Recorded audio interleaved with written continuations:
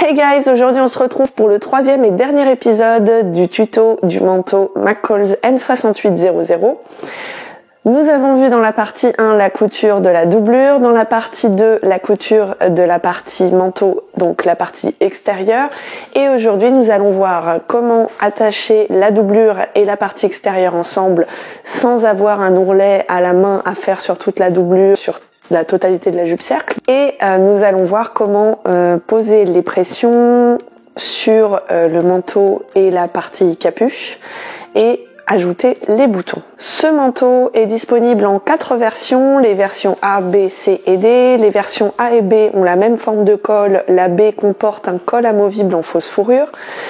La A est une version courte, la B est une version courte devant et longue derrière. Les versions C et D comportent un col droit, la D comporte une capuche amovible, la C comporte une ceinture, elle est courte et la version D a une coupe longue. Évidemment, vous pouvez combiner la ceinture de la C, la capuche de la D, etc., puisque toutes les pièces sont interchangeables entre elles. Pour ce tuto, j'ai choisi la version D, donc je n'aborderai ni la ceinture ni le col amovible, je n'aborderai que la capuche. Avant de vous laisser avec les explications, je vous rappelle que j'ai des réseaux sociaux, Instagram et Facebook sous le nom de Couture Positive, que si cette vidéo vous plaît, à la fin vous pourrez mettre un pouce en l'air en bas de la vidéo. Et vous pourrez également vous abonner à la chaîne pour avoir des nouvelles des futures sorties. Moi je vous laisse avec les explications et on se retrouve à la fin pour la conclusion.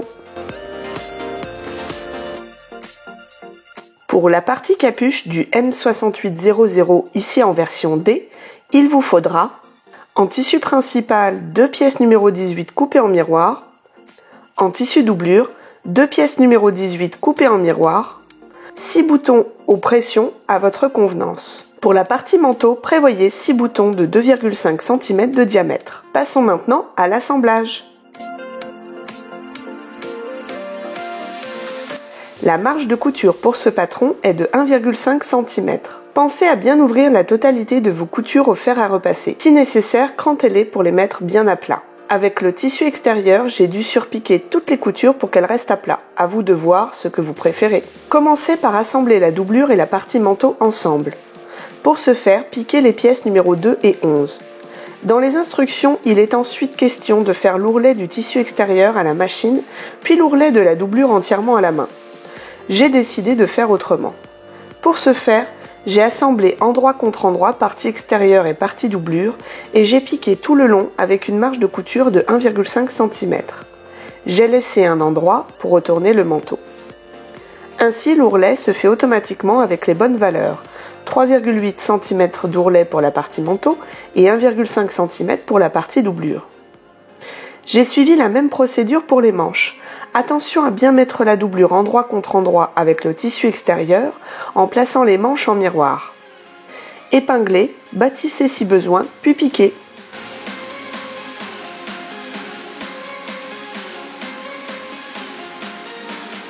J'ai ensuite surpiqué mon tissu extérieur sur l'endroit, sur la totalité des coutures effectuées. Il vous reste à faire vos boutonnières et coudre vos boutons au repère indiqué sur le patron. Passons maintenant à la capuche. Cousez les pinces.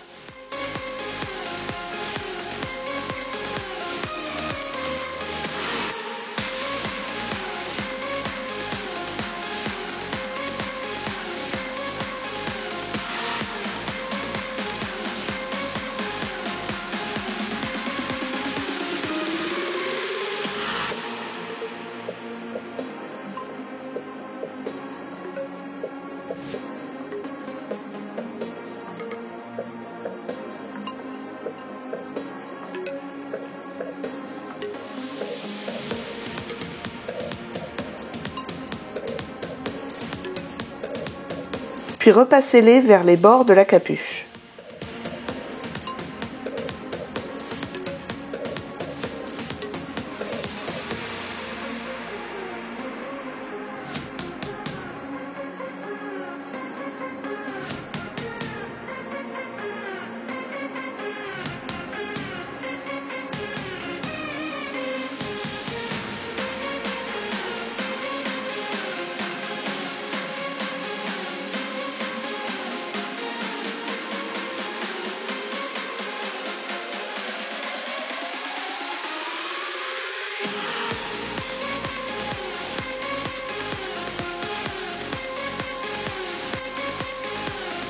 Une fois la capuche terminée, il vous reste à ajouter les boutons ou pressions sur la capuche et l'intérieur du manteau selon les repères. Dans les instructions, il est conseillé de coudre à la main les coutures épaules de la doublure et de la partie manteau afin de les maintenir ensemble, ainsi que les deux coutures d'encolure. À vous de voir si vous souhaitez le faire. Personnellement, j'ai passé mon tour.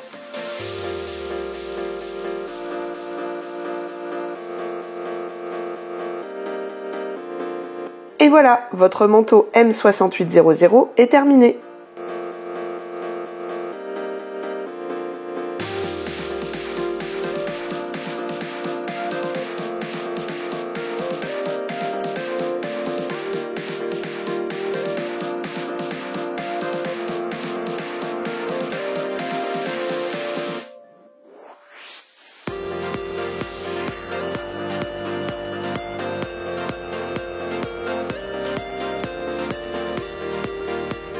Voilà, vous avez vu que les finitions ne sont pas compliquées, si tant est que vous sachiez évidemment faire une boutonnière, poser un bouton, poser des pressions. D'ailleurs, un tuto sur tous les types de pressions viendra bientôt sur cette chaîne. J'ai assemblé la doublure et la partie extérieure d'une façon un peu moins académique que conseillé dans les instructions. Je sais que normalement un ourlet se fait à la main. Probablement que le résultat est meilleur en faisant un ourlet à la main, mais honnêtement, sur un manteau en jupe cercle, non, je n'en avais pas envie.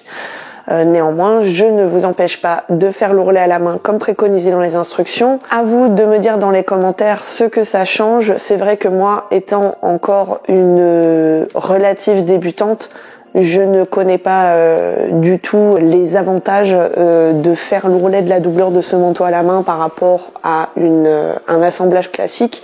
D'ailleurs, pour l'assemblage, en fait, je me suis tout simplement servi des instructions du manteau Duchesse de chez Ellie & Mac qui préconisait cet assemblage-là. Manteau qui potentiellement pourrait un jour venir sur cette chaîne, mais c'est pas prévu pour le moment. Donc voilà, ne l'attendez pas trop. J'ai mon manteau pour cet hiver et je compte pas m'en coudre une quantité incroyable non plus. En tout cas, j'espère que cette série de vidéos vous a aidé à coudre votre McCall's M6800. Si vous avez des questions, n'hésitez pas à les poser en commentaire, soit des autres épisodes si ça concerne la doublure ou le tissu extérieur, soit sur cette vidéo si ça concerne les finitions. Je vous rappelle avant de vous quitter que j'ai des réseaux sociaux, Facebook et Instagram sous le nom Couture Positive, que si cette vidéo vous a plu, vous pouvez mettre un pouce en l'air en bas de la vidéo et vous abonner à la chaîne pour avoir des nouvelles des futures sorties.